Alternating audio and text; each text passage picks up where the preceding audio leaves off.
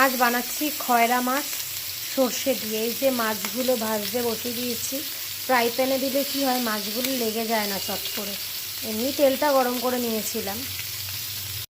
মাছটা ভাজতে দিয়ে সর্ষেটা লঙ্কাটা পেস্ট করে নেব। এবার মাছগুলো ভাজা হয়ে গেছে, এদিকে সর্ষেটাও পেস্ট করে নিয়েছি। এবার মাছগুলো একে একে তুলে সর্ষেটা দিয়ে দেবো ফ্রাইং প্যানে। এখন দিয়ে দেবো ফ্রাইং প্যানে গরম তেলে অল্প করে কালো জিরে।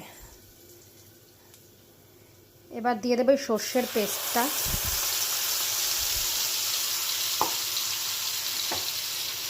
ভালো মতো নাড়তে হবে।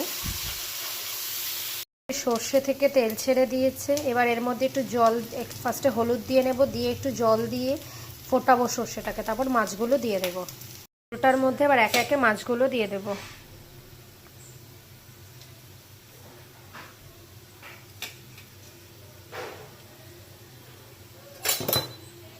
যে খয়রা মাছটা রেডি।